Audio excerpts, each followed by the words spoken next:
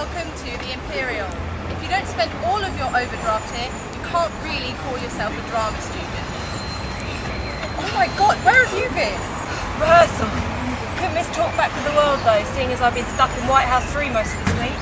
Have to be catching up with what's been going down in T3 town.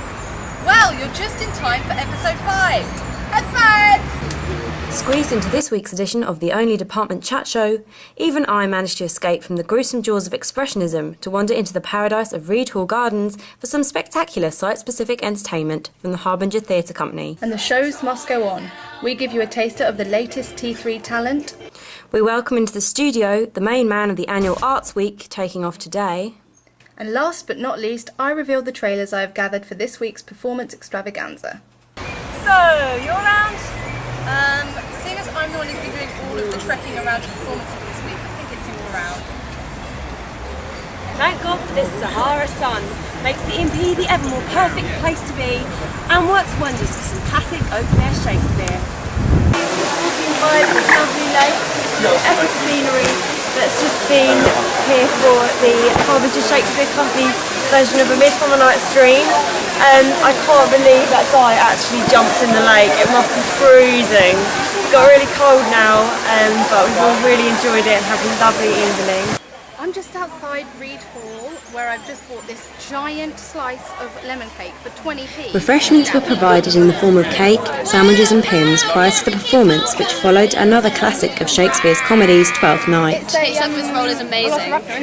Is that Velociraptor? That's who we're here. Just enjoying some refreshments. Who would have thought?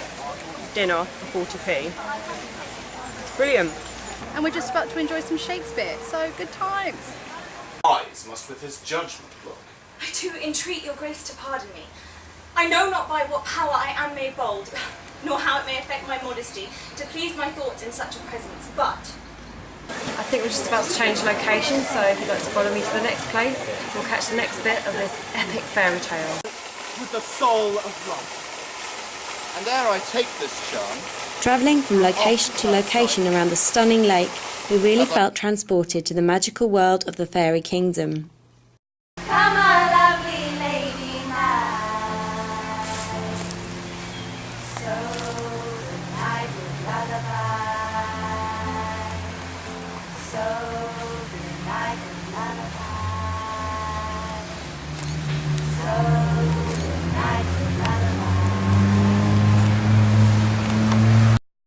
Well, what do you see? You see the head of an ass of your own, do you? Blessing, possible blessing, will thou art translated. And where is Monsieur Cobweb? Ready? Oh, Monsieur Cobweb, get you your weapons in your hand. Oh, I must get me to a barber's, for I have a marvellous hairy about the face. This man is Pyramus, if you would know. And the final performance of Pyramus and Thisbe, given by the Mechanicals, was sufficiently hilarious. As shaperless to Perocorus was so true. Oh, kiss me through this vile wall! This lantern doth the horned moon present, and I, the man on the moon, do seem to be. Tongue, loose thy light. Moon, take thy flight. And thus I die. I die. I die. I die. Oh, Pyramus, arise. Farewell, friends.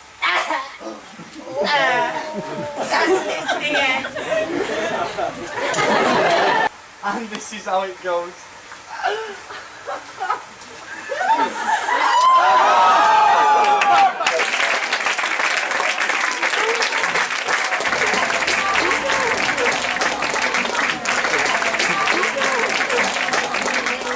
Definitely worth the walk back to see that wonderful performance of Midsummer Night's Dream.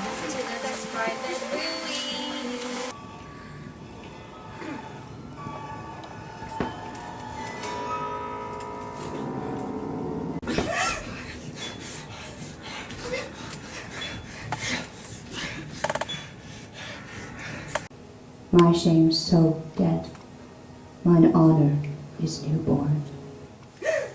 Oh, there's someone at the door. I know that, Gilbert. Well, I'm going to get it. I'm about to, Gilbert. Well, go on then. Shut up, Gilbert. That's the door. A A Time to Go was a fast-paced and energetic slapstick comedy, funny from beginning to end, with characters such as the dorkish but endearing Sid. Sid's a nitwit. He doesn't know the difference between Skittles and M&M's. Sid, what in the name of Lucifer are you doing dressed as a penguin? This is my penguin suit.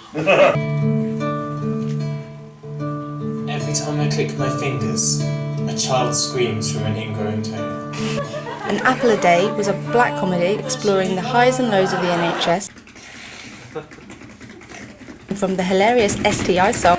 If we talk about this disease, I'm gonna have to mention genital bleeding.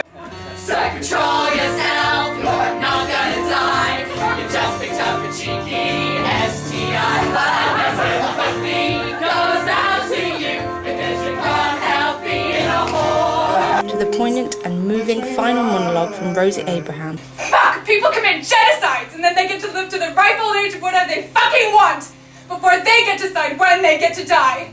But me, who has never done anything wrong, not that wrong.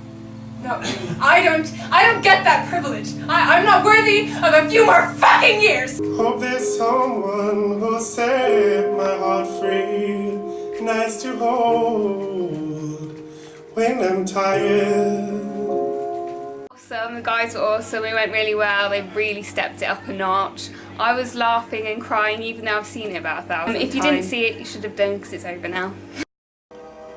A dark and eerie adaptation of Edgar Allan Poe's short story, The Telltale Heart mixed Poe's own life experience with a three-way interpretation of the murderer's psyche in a gripping standing performance.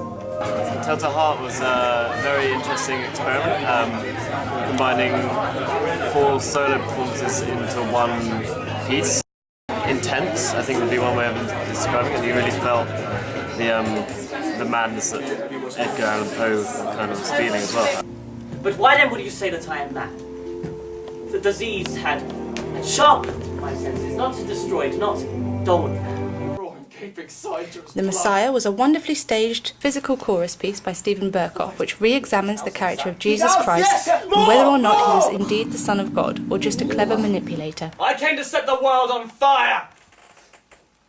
You suppose I came to bring peace to the world? Not peace, but conflict! Both touching at times and cleverly funny, the Messiah is not to be missed. He was beautiful and strong and said, Mary, I have come for you. He is the Son of Man. He'll be everything perfect. Everything that humans try to be, he will be. Catch it again on the 27th of June at the Bike Shed.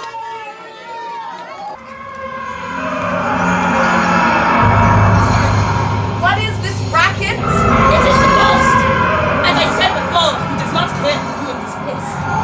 Why? Please tell this I was transported into the sinister world of the Canterville Chase by a very talented 5-strong cast who successfully made me both shiver and giggle in the same hour. My dear sir, I really must insist on you oiling those infernal chains.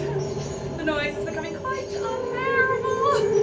Now, I realize... The American Otis family's obliviousness to the paranormal there has to be a logical explanation to all of these deaths. Of course. brought both hilarious and spine-chilling qualities to this satirical comedy, both adapted and performed from an Oscar-Wilde short story by this creative bunch. It was really good. I didn't know the story at all, but I heard a little bit about it and I was very impressed. It had a good amount of comedy, but also some seriousness, which kept it moving, and it was very good. Enjoyable. Double, double, toil and trouble, fire burn and cold and bubble. The house in that old eternal way. I have immortal longings in me. Now no more the juice of Egypt's grape shall moist this lip. Brothers and sisters, you have taken the royal serpent to your bosom, and there it suckled. And then I became an actress, and I got the king.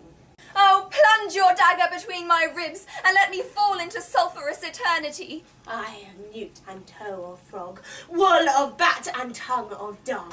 Death by strangulation is one of the only occasions when an actress may employ a 2:45.